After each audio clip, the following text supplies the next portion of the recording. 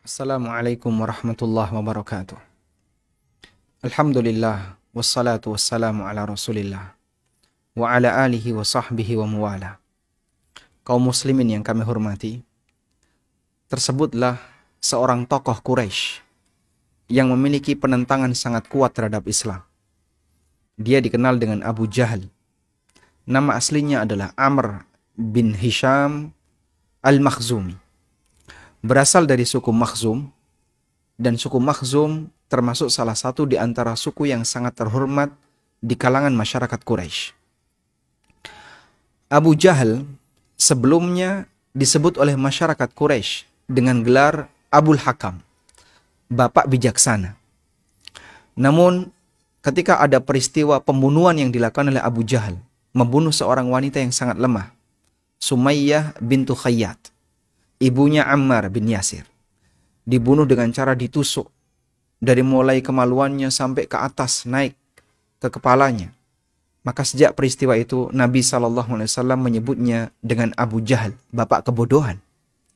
Dan para sahabat lebih menyebut dia dengan Abu Jahal. Ada apa dengan Abu Jahal?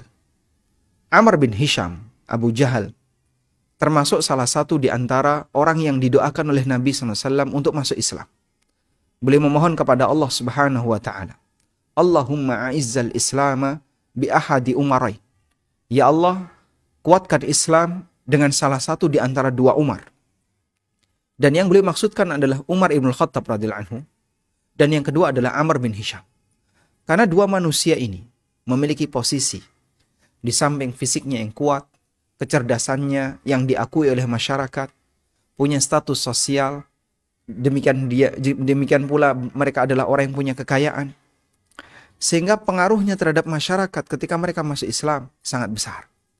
Maka Nabi SAW berdoa kepada Allah agar salah satu di antara dua ini masuk Islam. Allah memberikan hidayah kepada Umar, dan Allah tidak memberikan hidayah kepada Amr bin Hisham. Dan kesombongan Amr bin Hisham, Abu Jahal, sampai membuat dia digelari dengan Fir'aun hadhil ummah, Fir'aunnya umat Muhammad sallallahu alaihi wasallam. Apa yang menjadi penyebab Amr bin Hisham atau Abu Jahal dan Bani Makhzum secara umum, mereka banyak tidak mau menerima Islam? Kita telah sebutkan bahwasanya Bani Makhzum termasuk salah satu di antara Bani yang mulia di kalangan keturunan Bani Kinanah.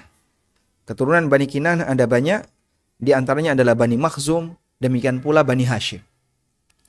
Dan terjadilah persaingan antara Bani Makhzum dengan Bani Hashim, karena dua-duanya termasuk di antara dua Bani yang mulia. Sampai akhirnya ketika di kalangan Bani Hashim ada yang menjadi nabi, maka Bani Makhzum sudah tidak lagi punya peluang untuk bisa mengungguli Bani Hashim. Diceritakan bahwa sebelum terjadi perang Badar, Al-Akhnas bin Syarik Al-Thaqafi mendatangi Abu Jahal, Amr bin Hisham. Kemudian ketika mereka sedang berduaan, Al-Akhnas bertanya kepada Abu Jahal, Atara Muhammadan yakdzib? Menurut kamu Muhammad itu pendusta atau bukan? Faqala Abu Jahal, maka Abu Jahal mengatakan, Ma kadhiba qat, wa kunna nusammihi al-amin. Tidak ada satupun catatan kami dalam sejarah Muhammad dia berdusta. Kami gak punya catatan sejarah kalau Muhammad berdusta. Bahkan kami menyebut dia sebagai Al-Amin. Sehingga gelar Al-Amin dimiliki oleh Nabi SAW sebelum beliau jadi Nabi. Masyarakat Quraisy telah mengenal beliau dengan Al-Amin. Kemudian Abu Jahal menyebutkan latar belakang kenapa dia tidak mau beriman. Demikian pula Bani Makhzum yang lain. Dan di antara Bani Makhzum yang lain yang memiliki penolakan yang sangat keras kepada Nabi SAW selain Amr bin Hisham ibnul Mughirah adalah Al-Walid ibnul Mughirah, pamannya Abu Jahal, yang disebutkan oleh Allah Ta'ala di surat Al-Muddathir. Dzarni wa man khalaqtu wahida wa mahattu lahu tamhida. Yang dimaksud di sini adalah Al-Walid ibnul Mughirah, ayahnya Khalid bin Walid. Dan Al-Walid bin Mughirah diancam oleh Allah Subhanahu wa taala. Faqutila kaifa qaddar, thumma qutila kaifa qaddar. Terlaknat dia. Kenapa dia berusaha untuk menyudutkan Islam, membuat konspirasi untuk menyudutkan Islam. Insya Allah akan kita bahas tentang sosok Al-Walid bin Mughirah ini. Kembali kepada Ammar bin Hisham. Abu Jahal atau Ammar bin Hisham, dia tidak mau masuk Islam dan dia menjelaskan apa sebabnya. Setelah dia menyampaikan bahwa kami dulu menyebut Muhammad sebagai Al-Amin. Walakin idza kana fi Bani Hashim as-siqayah wal-rifadah wal-musyawwarah thumma takunu fihim an-nubuwah. Tapi kalau di tengah Bani Hashim, mereka itu punya hak siqayah yang mengatur distribusi air di daerah Mekah. Kemudian mereka juga yang mengatur penerimaan tamu di daerah Mekah, yang menentukan forum musyawarah. Lalu ada kenabian di tengah Bani Hashim. Fa'ayyu syai'in li Bani Makhzum. Terus Bani Makhzum punya jatah apa? Semuanya diborong oleh Bani Hashim. Semuanya diborong oleh Bani Hashim. Karena keirian seperti ini, hasad dengki yang dimiliki oleh Bani Makhzum terhadap Bani Hashim, sehingga saat Nabi itu berasal dari Bani Hashim, hasad itu terbit, dominan, mendominasi mereka. Maka pertentangan mereka kepada Nabi Muhammad SAW dan Bani Hashim yang masuk Islam sangat kuat.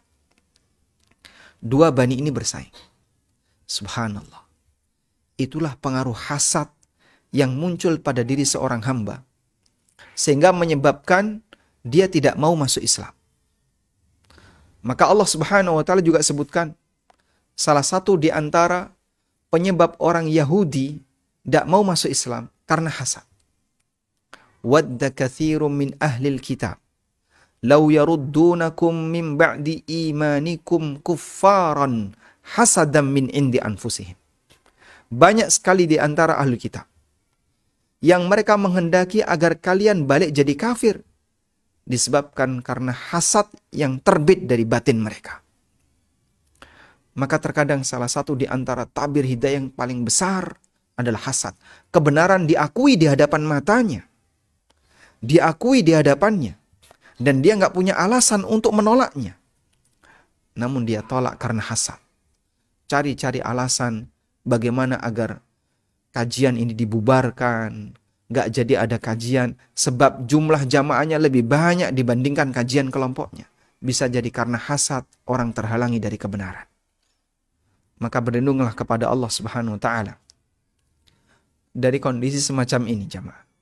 Memohon kepada Allah hidayah. Jangan sampai disebabkan karena hasad kita jadi menentang kebenaran, padahal kebenaran itu ada di hadapan kita dan kita tidak punya alasan untuk menolaknya selain hanya klaim tanpa bukti. Semoga Allah Subhanahu wa taala jadikan kita sebagai hamba-Nya yang istiqomah. Wallahu a'lam.